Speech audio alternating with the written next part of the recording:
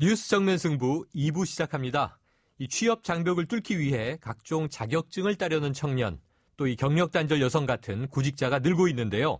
하지만 큰 돈을 들여서 딴 자격증이 취업과 직결되는 일은 많지 않다고 합니다. 잠시 후에 취업 사이트 사람인의 임민욱 팀장과 자세한 이야기 나눠봅니다. 정면 인터뷰 사람인 임민욱 팀장과 이야기 나눠보겠습니다. 팀장님 안녕하세요. 네, 안녕하세요. 네, 이제 하반기 채용도 이제 막바지로 접어들었죠? 대기업들 같은 경우는 인적성 검사를 치르고 있어서 채용이 막바지에 이르렀다고 볼 수도 있는데요. 네. 아직 중견기업이라든지 또 강소기업들, 일부 공기업들 같은 경우는 서류 접수를 진행하거나 또 진행하려는 기업들이 많이 남아 있습니다. 아, 네. 이번 주만 해도 NC소프트나 오리온, 코트라 등이 서류 접수 받고 있고요. 다음 주에는 국민건강보험공단, 유한양행, 서울메트로 같은 기업들이 채용 예정되어 있어요. 네. 또 다음 달 같은 경우에는 이랜드그룹이나 한국 스탠다드 차타드 은행, 샘표식품 등에서 채용 진행될 예정입니다. 그렇군요. 자, 대기업만 막바지고 중견 강소기업들은 한창이네요. 네. 자, 그런데 아직 많은 사람들이 자신의 학력이 취업에 걸림돌이 된다.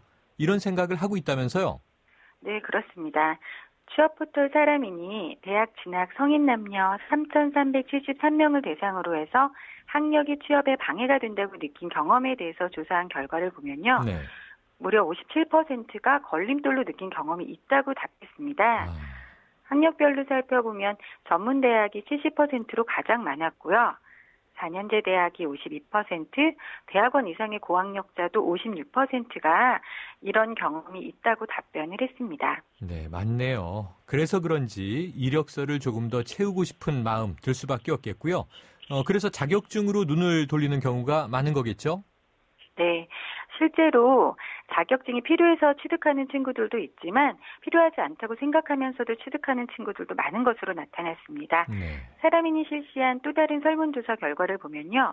구직자 2명 중에 1명이 직무에 필요하다고 생각하지 않으면서도 쌓고 있는 스펙이 있다고 응답을 했는데요. 이때 준비하는 스펙 1위가 바로 자격증이었습니다.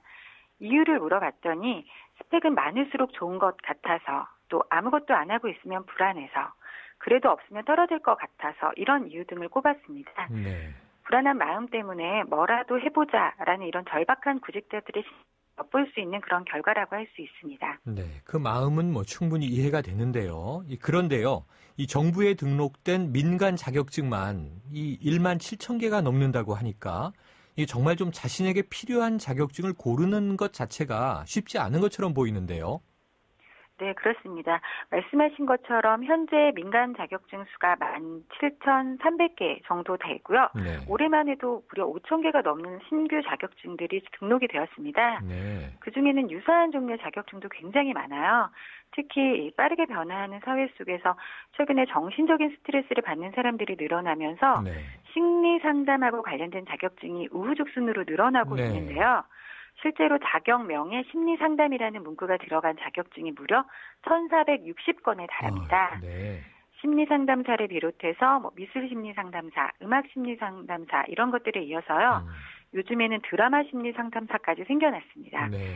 마케팅 관련도 좀 비슷하다고 볼 수 있는데 바이럴 마케터, 바이럴 마케팅 전문가, SNS 마케터, SNS 마케팅 전문가 이런 식으로 이름이나 직무 내용을 보면 도대체 이 자격증들이 어떤 차이가 있는지 판단하기 쉽지 않은 것들이 참 많은 것으로 나타났습니다. 그러네요. 우선은 이게 무슨 일을 하는 거야 이렇게 궁금한 분들도 많을 것 같지만 그 분야 종사자들도 어떤 것이 더 좋은 것인지 골라내기가 쉽지 않아 보이는데요.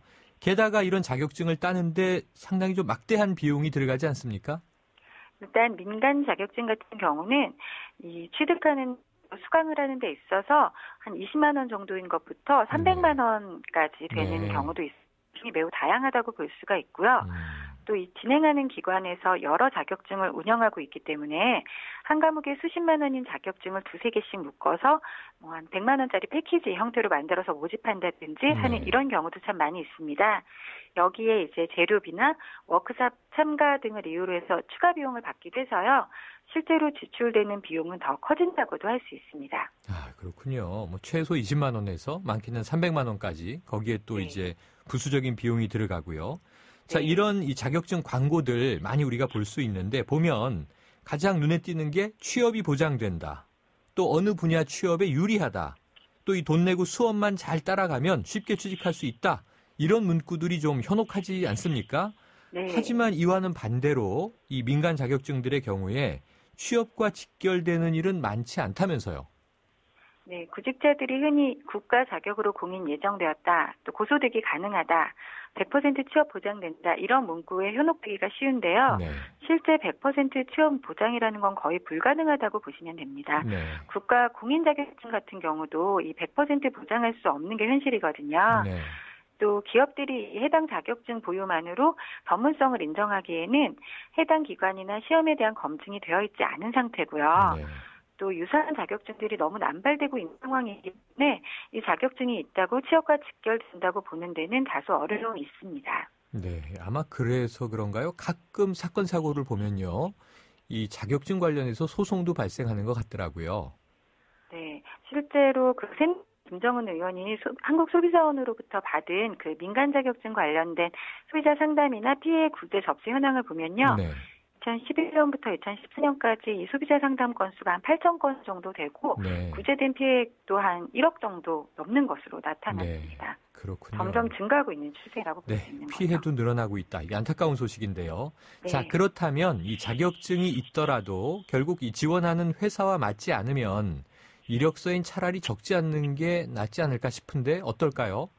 기본적으로는 기재하지 않는 것이 더 좋다라고 볼 수 있습니다. 네. 그 지원하는 직무에 맞지 않는 자격증을 나열할 경우에는 목표의식이 약하다거나 해당 업무에 대한 열정이 부족한 것으로 비춰질 수도 있고요. 네. 자칫하면 묻지마 지원자로 보여질 수도 있습니다. 네. 하지만 이 직무와 직접적인 연관은 없어도 직무에 도움이 된다거나 혹은 직무에 필요한 역량을 강화하기 위한 명확한 목적이 있으면 괜찮은데요. 네.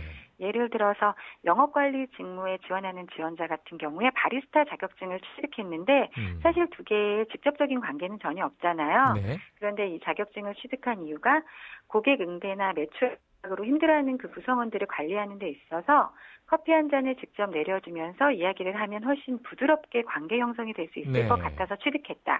이런 이유를 제시한다면 취업에도 도움이 될 수 있다라는 거죠. 그러네요. 그러니까 직접 관련 없어도 충분히 그 열정이나 어떤 이 유관성이 인정되면 좋을 것 같으네요. 네. 자, 팀장님, 그렇다면 이렇게 우후죽순처럼 많은 자격증 속에서 이 구직자는 많은데 자격증의 취득과 관리, 활용, 이거 어떻게 하면 가장 좀 바람직하겠습니까? 일단 정부 차원에서 우후죽순으로 생겨나는 자격증을 무조건 승인해 주는 것보다는 네. 실제로 이것들이 해당 업무를 하는 데 있어서 얼마나 도움이 되는 자격증인지를 좀 더 객관적인 기준을 가지고 제한하는 것이 필요하다고 볼 수가 있겠고요. 네. 구직자들 입장에서도 무조건 자격증을 취득하기보다는 실제로 본인이 하려는 업무에 이 자격증이 필요한지 그 역량을 더 배가시키는 데 도움이 되는 인지를 판단하고 취득을 하는 것이 필요하다고 할 수 있습니다. 알겠습니다. 오늘 말씀 감사합니다. 네, 감사합니다. 취업 사이트 사람인의 임민욱 팀장이었습니다.